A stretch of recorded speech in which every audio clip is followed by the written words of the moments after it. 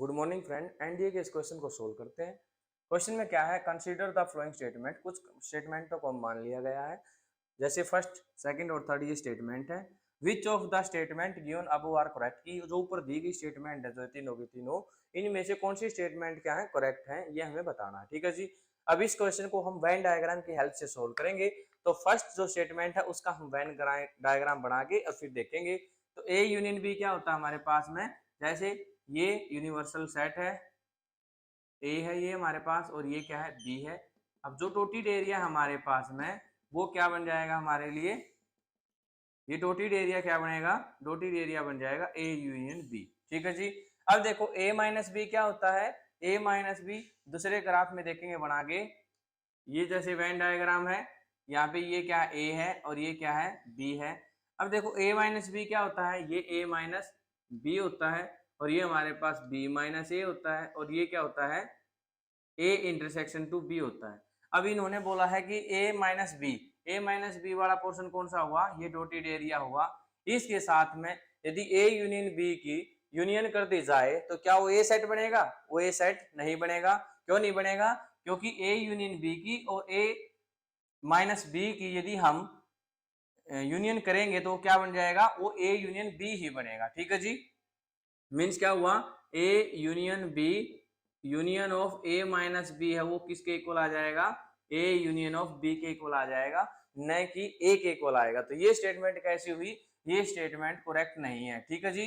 अब हम second statement को देखते हैं। सेकंड स्टेटमेंट के अंदर क्या है, देखो सेकंड स्टेटमेंट के अंदर दिखाना है कि A union B minus A union B बनेगी। सबसे पहले हम देखेंगे कि इसमें ये हमारे पास क्या है, यूनिवर्सल सेट ए है और ये बी है। तो ए कौन सा पार्ट हुआ, ए पार्ट होगा, ये सारा का सारा ए है। ठीक है जी। अब देखो सेकंड में बी माइनस ए क्या होगा, एक दूसरा और वेन डायग्राम बना लेते हैं।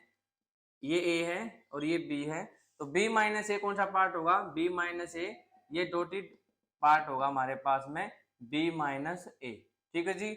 अब देखो ए और बी माइनस ए का जब हम यूनियन करेंगे तो हमारे पास क्या बनेगा, ए यूनियन बी बनेगा। देखो यदि इस पार्ट को इसके साथ में यूनियन कर दी जाए तो डॉटेड एरिया कौन सा बन जाएगा, ये एरिया बन जाएगा हमारे पास में ये, और साथ में पूरा ये। तो ये क्या होता है, ये होता है हमारे पास में ए यूनियन बी। तो इस प्रकार से हम कह सकते हैं जो सेकंड स्टेटमेंट है वो क्या हुई, करेक्ट होगी जी। अब देखो थर्ड स्टेटमेंट क्या है, थर्ड स्टेटमेंट में देखो बी किसके इक्वल है, बी है जी हमारे पास में A union B minus A minus B. ठीक है जी। सबसे पहले हमें पता है कि ए यूनियन बी,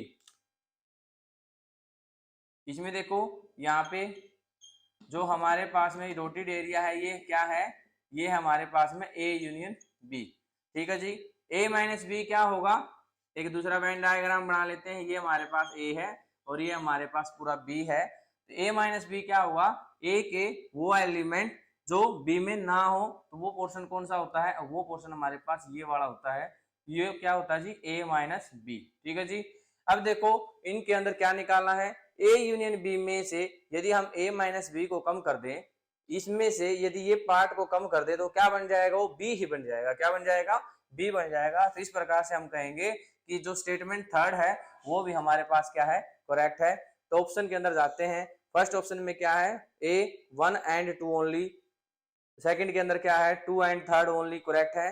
देखो हमारे पास में 2 और थर्ड ही करेक्ट है। तो ऑप्शन क्या हुआ, option B is the correct option. Thank you.